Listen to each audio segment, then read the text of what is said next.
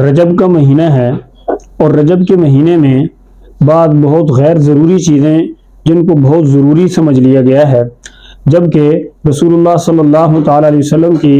نے فرمایا ہے کہ اللہم بارک لنا فی رجب و شعبان و بلغنا رمضان۔ یہ ایک روایت آتی ہے، اس سے زیادہ یا اس سے کوئی اور روایت رجب کے حوالے سے کوئی حدیث میں نہیں ملتی ہے۔ جیسے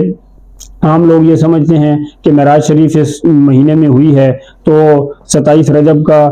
روزہ رکھنا بھی بہت بڑا ثواب ہے اور اس رات میں عبادت کرنا بھی بہت بڑا ثواب ہے، اور بعض لوگ اس کو یوم عاشوراء یا یوم عرفہ کا روزہ اتنا یا شب قدر کی رات کی عبادت اس رات کو سمجھی جاتی ہے، تو یہ کوئی اصل نہیں ہے اس معاملے میں، یعنی دین کا حکم نہیں ہے۔ بعض لوگ کہتے ہیں جی ہم نے روزہ ہی رکھ لیا ہے نا جی تو کون سا گناہ ہو گیا ہے، یا ہم نے اس رات عبادت کر لی ہے نا، کوئی چوری شوری تو نہیں کی، تو یہ عبادت ہی کی ہے، تو عبادت کرنا کوئی گناہ کا کام تو نہیں ہے۔ دیکھیں یہ روزہ ہم سمجھتے ہیں دین سمجھ کر، یعنی دین کا حکم سمجھ کے، تو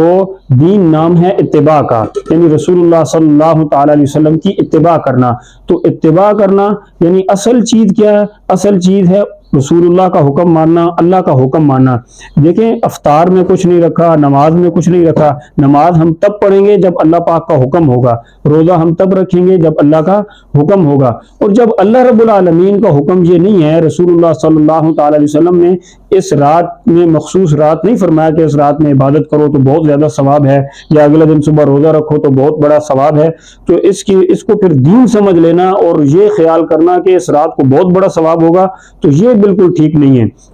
حضرت سیدنا فاروق اعظم رضی اللہ تعالیٰ عنہ نے اپنے دور خلافت میں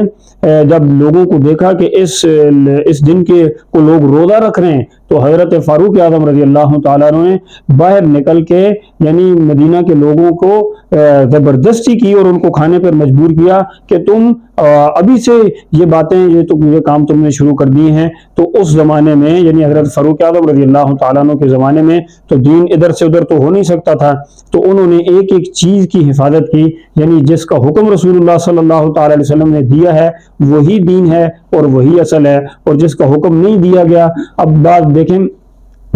جب اگر کوئی بندہ کہے کہ قرآن مجید کی تلاوت کرنا بہت بڑا ثواب کا کام ہے، اور سجدے میں جب ہم نماز میں سر رکھتے ہیں تو گویا ہم رحمان کے ہم نے قدموں میں سر رکھ دیا، تو اب کوئی بندہ کہے کہ میں سجدے میں جب اتنی قرب کی حالت ہو جاتی ہے، اللہ رب العالمین کے ہاں اتنا قرب نصیب ہو جاتا ہے سجدے کی حالت میں، تو میں سجدے میں سب سے افضل کلام کو کیوں نہ تلاوت کروں، تو سجدے میں قرآن مجید پڑھنے کی پھر اجازت نہیں ہے۔ تو اسی طرح یعنی حکم نہیں ہے، تو اسی طرح یہ بھی حکم نہیں ہے، بات وہی ہوگی دین کی جس کا حکم رسول اللہ صلی اللہ تعالی علیہ وسلم نے دیا ہوگا۔